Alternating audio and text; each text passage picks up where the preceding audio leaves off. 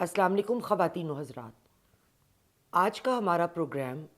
یہ جو on going ٹسل چل رہی ہے کانسٹیٹیوشنل ججز کو لے کے اور ریگولر کورٹس کے ججز کے درمیان، ہم اس پہ بات کریں گے کچھ قانونی حقائق سامنے رکھ کر. میں نے بہت سے ایسے لوگوں سے بات کی جن میں سے کچھ بہت پی ٹی آئی کے سپورٹرز ہیں اور کچھ لوگ قانون کی نظر سے، یا یہ کہہ لیجئے کہ پی ٹی آئی نے جو بھی ان کے اوپر الزامات ہیں ان کو لے کے چلتے ہیں.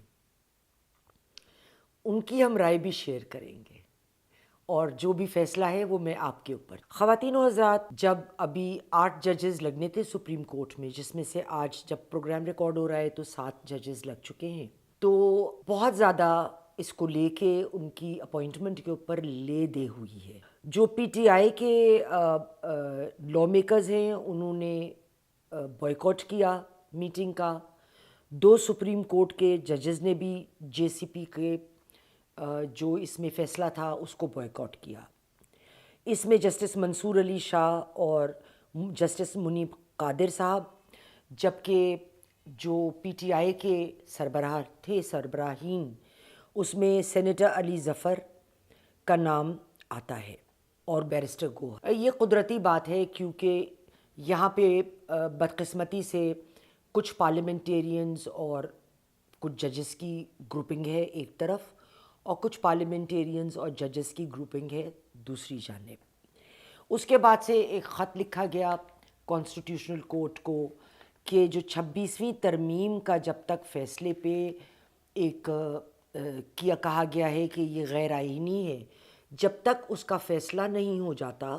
تو ججز کی تقرری کے معاملے کو مؤخر کیا جائے. اچھا، مجھے یہ ایک بات سمجھ نہیں آئی کہ اس پہ سپریم کورٹ کی رولنگ موجود ہے فارمر چیف جسٹس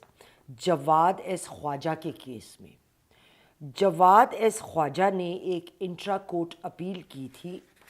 جس میں سویلینز کا ملٹری ٹرائل کو لے کر کہ ان کا ملٹری ٹرائل میں کورٹ غیر آئینی ہے، اس پہ بات کی تھی کہ جب تک 26ویں ترمیم کا فیصلہ نہیں ہوتا اور 26ویں ترمیم کی کانسٹیٹیوشنالٹی کو اپروو نہیں کیا جاتا ان کی اپیل کے ذریعے، جب تک سویلینز کا ٹرائل ملٹری کورٹس میں نہیں ہو سکتا. اس میں جو ججز تھے کانسٹیٹیوشنل کورٹ کے، انہوں نے برہمی کا بھی اظہار کیا. انہوں نے کہا کہ کورٹ جو فیصلہ لے گا وہ قائم رہے گا. اگر بعد میں کسی بھی وجہ سے یا کچھ سالوں بعد یا کچھ وقت بعد یہ فیصلہ ہوتا ہے کہ یہ 26ویں ترمیم ہے جس کے تحت کانسٹیٹیوشنل کورٹ عمل میں آیا ہے، وہ ریورٹ کیا جائے اور ایک ہی کورٹ کی شکل میں آ جائے یا کوئی اور شکل اس کی جائے، لیکن جو فیصلے اس کورٹ میں ہوں گے وہ قائم رہیں. اور اس پہ 20,000 روپیہ فائن بھی کیا گیا تھا فارمر چیف جسٹس کو کہ آپ نے یہ ایک فریولس پیٹیشن دائر کی، انٹرا کورٹ اپیل دائر کی اور کورٹ کا اور لوگوں کا ٹیکس پیئر منی کا پیسہ بھی برباد کیا ہے. کہ دو طرف جو بڑے فور اور اگینسٹ معاملے چل رہے ہیں، جو لوگ اس ترمیم کے فیور میں ہیں، ان لوگوں سے جب میں نے بات کی تو انہوں نے کہا کہ دیکھیے عدلیہ کا مقام جو ہے وہ تو واضح ہے. ججز کا طریقہ کار سپریم کورٹ میں جو ہے اس کا قانون متعین کر دیا گیا ہے امینڈمنٹ کے ذریعے. اب امینڈمنٹ ہوئی ہے پارلیمنٹ کے تھرو. انلیس آپ کا کوئی قانون، اگر کانسٹیٹیوشن میں ایک لا ہے اور آپ ایک قانون بناتے ہیں جو کانسٹیٹیوشن کے لا سے لڑتا ہے، تو وہ ایب انیشیو ہوگا، یعنی وہ پیدا ہوتے ہی اپنی موت مرے گا. لیکن اگر آپ کوئی قانون بدلنے سے پہلے کانسٹیٹیوشن میں اس قانون کی ترمیم کر دیتے ہیں تو پھر، اور پارلیمنٹ یہ کرتی ہے کیونکہ ظاہر ہے اگر کوئی کانسٹیٹیوشنل امینڈمنٹ ہے جیسے 26ویں ترمیم آئی تو وہ پارلیمنٹ کے ذریعے آئی. اب اس سے بگاڑ پیدا ہوا ہے یا اس سے اصلاح کا ذریعہ نکلا ہے، ہم اس پہ رائے لوگوں سے میں نے لی جو میں آپ سے شیئر کروں. جو لوگ اس عمل کو سپورٹ کر رہے ہیں ان کا کہنا تھا جب ایس آئی سی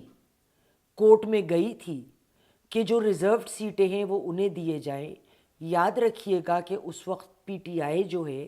وہ ایس آئی سی کا حصہ تھی، اس کو وہ جوائن کر چکی تھی. تو بجائے اس کے کہ ایس آئی سی کو ریلیف دی جاتی، اس وقت جو بینچ تھا انہوں نے تمام سیٹیں اٹھا کر ریزروڈ سیٹیں پی ٹی آئی کو دی تھیں. اور پی ٹی آئی حالانکہ مدعی بھی نہیں تھا، وہ ریلیف بھی نہیں دینے گیا تھا. تو جب اس قسم کے باضابطے غیر انصاف پہ مبنی فیصلے ہوں گے اور کچھ نہ کچھ تو پھر اس کا بندوبست کرنا پڑے گا. اسی طرح مجھے یہ، اب میں ایک شخص کی رائے نہیں ہے، بہت لوگوں سے دی، کسی نے ایک بات کری، کسی نے دوسری، کسی نے اسی پوائنٹ کو ریپیٹ بھی کیا، جو فور ہیں اور جو اگینسٹ ہے دونوں ہی. جب جج لگائے گئے تو یہ بھی کہا گیا کہ حکومت جس طرح جوڈیشری کی شکل بنانا چاہتی تھی انہوں نے بنا لی، لیکن بندیال صاحب کے زمانے میں بھی جس قسم کے فیصلے ہوتے رہے، جو ایک پارٹی کو بہت زیادہ فیور دیا جاتا رہا، تو اگر اب اس کو بیلنس کرنے کی کوشش کی گئی ہے کورم کو، کیونکہ جو حکومت آئی ہے اس نے اپنے مرضی کے جو ججز ہیں ان کو پروموٹ کیا ہے، جو ان کی رائے کے ساتھ چلنے کو تیار ہوتے. یہ بھی کہا گیا کہ پی ٹی آئی کے 2 اراکین جو سینٹ میں اور ایک این اے میں تھے، اور 2 ججز جو تھے جو بیٹھتے ہیں ایک اس معاملے کو کہ کون جج بنے گا، وہ لوگ بھی اپنی لسٹ دیتے ہیں، اور دوسری پارٹی یعنی جو سٹنگ پارٹی ہے وہ بھی اپنی لسٹ دیتی ہے. پھر دونوں لوگ مل کر دونوں اطراف کے ایک فیصلے پہ آتے ہیں کہ اس کو جج بنائیں اور اس کو جج نہیں بنائیں، اس پہ ڈسکشن ہوتا ہے. کہنا یہ تھا کہ اگر دیکھا جائے تو پشاور ہائی کورٹ کے وقت پروموشن پہ یا ان کی اپوائنٹمنٹ پہ بھی سب لوگ بیٹھے تھے. اسی طرح سے بلوچستان، سندھ، اسلام آباد، لاہور کے کورٹس، ہائی کورٹس میں بھی سب بیٹھے تھے. تو یہ واویلا صرف سپریم کورٹ کے وقت ججز کی تعیناتی میں کیوں کیا جا رہا ہے؟ دوسری بات جو ایک اور صاحب نے کہی کہ جو لوگ سپریم کورٹ میں آئے وہ تقریباً تمام مختلف ہائی کورٹس کے چیف جسٹسز رہے ہیں اس سے پہلے ماضی میں، اور وہ روٹین میں بھی ایک قدرتی طور پہ نیچرل عمل ہے کہ ان کا تقرری اس کے بعد اس پوزیشن سے سپریم کورٹ میں ایز اے جج ہوتی ہے. تو اس میں کون سی ایسی بات ہو گئی کہ اگر ایک نقطہ جو پی ٹی آئی نے اٹھایا، اور گوہر ایوب صاحب نے اس پہ میڈیا سے بات کرتے ہوئے بات بھی کی، اگر مجھے درست، کہ مسئلہ یہ ہے کہ اگر آپ نے کسی کو ٹرانسفر کیا تو ہمیں اس سے لڑائی نہیں ہے، ہماری لڑائی اس سینیورٹی سے ہے کہ اگر ایک شخص ہائی کورٹ سے ٹرانسفر ہو کے سپریم کورٹ میں آتا ہے تو اس کی سینیورٹی کا تعین کیسے کریں گے؟ کیا جب وہ ہائی کورٹ میں تھا، اس سے پہلے سیشن کورٹ میں تھا، اس سے پہلے جن کورٹس میں تھا، وہ تمام ٹائمنگ اس میں جوڑی جائے گی سپریم کورٹ میں آنے کے بعد، یا سپریم کورٹ میں آنے کے بعد آپ کی سینیورٹی کا فیصلہ کیا جائے گا کہ سپریم کورٹ میں آپ کتنے سپیریئر؟ اس حوالے سے جو ایک اور بات، ایک بڑی سینئر وکیل ہیں جانی مانی، انہوں نے مجھے کہا کہ دیکھیے جو 26ویں آئینی ترمیم ہے اس کا طریقہ کار ججز کی تعیناتی کا واضح کر دیا گیا ہے، اور اس کا فیصلہ یا تو chief justice of supreme court کریں گے یا ان کے ساتھ جس متعلقہ ہائی کورٹ کا بندہ آپ لا رہے ہو سپریم کورٹ میں وہ لوگ مل کے کریں گے. یہ میں اور آپ کتنے ہی اچھے وکیل کیوں نہ ہوں، تو یہ ہر ایک کی مرضی سے کہ ان کی کیا انٹرپریٹیشن ہے سینیورٹی کے متعلق، اس حساب سے نہیں ہوگا. خواتین و حضرات، جو دوسری بات ادھر کی گئی کہ جو لوگ اگینسٹ ہیں اس بات کے، جن لوگوں کو اس بات سے اختلاف رہا کہ یہ کیوں اس طرح کا معاملہ درپیش آیا ہے اور جو پی ٹی آئی کو بنیادی طور پہ سپورٹ کر رہے ہیں. ان کا کہنا تھا کہ ریفارم کے نام پہ بگاڑ ہوا ہے، ججز میں وہ بردباری نہیں ہے،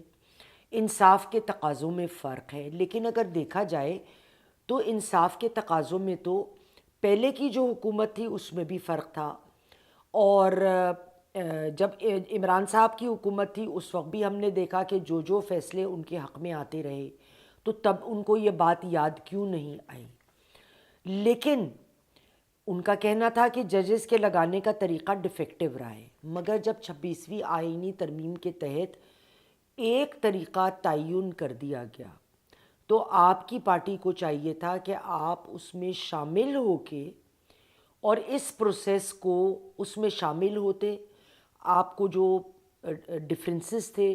آپ کی رائے جہاں اتفاق اس بات سے نہیں کرتے تھے، وہاں آن فلور اس بات کو کیا جاتا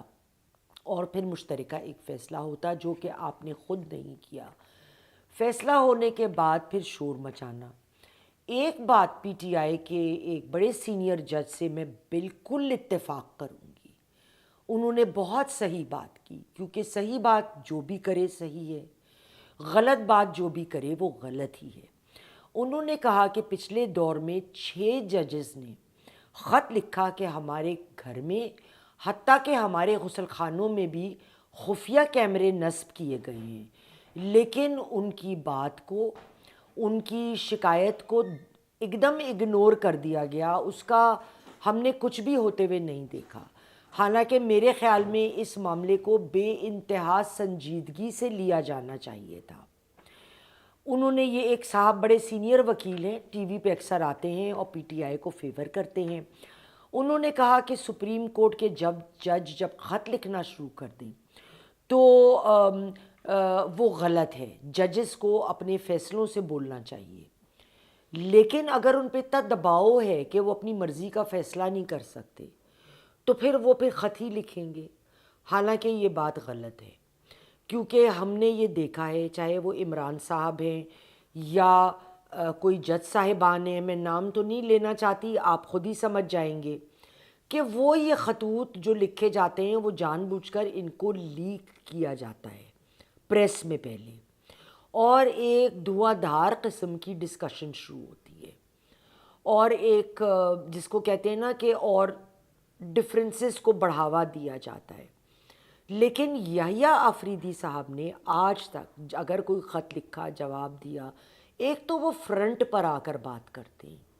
جو اچھی بات ہے، ان کے جوابات سے ہم اتفاق نہ کریں وہ ایک الگ بات ہے،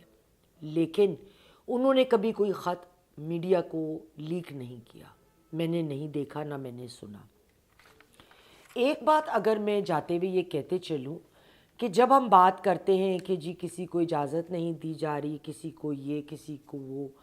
حال ہی میں جسٹس محسن اختر کیانی صاحب جو IHC کے جج ہیں، انہوں نے ایک کمنٹ دیا جو ججز کو شوبھا نہیں دیتا، ان کی شان کے خلاف ہے کہ وہ سیاسی گفتگو کریں. انہوں نے کہا کہ پارلیمنٹ اور جوڈیشری کولیپس. اب اس پہ ایاز صادق صاحب نے پارلیمنٹ کے فلور پہ اس بات کا بہت سخت نوٹس لیا. انہوں نے کہا کہ ان کو 2018 کی پارلیمنٹ جعلی کیوں نہیں لگی، ان کو 2013 اور 2024 کی ہی جعلی کیوں لگتی ہے. پارلیمنٹیرینز کے خلاف اس قسم کے نیگیٹوز کمنٹ دینا برداشت نہیں کیا جائے گا، اور میں ان سے متفق ہوں.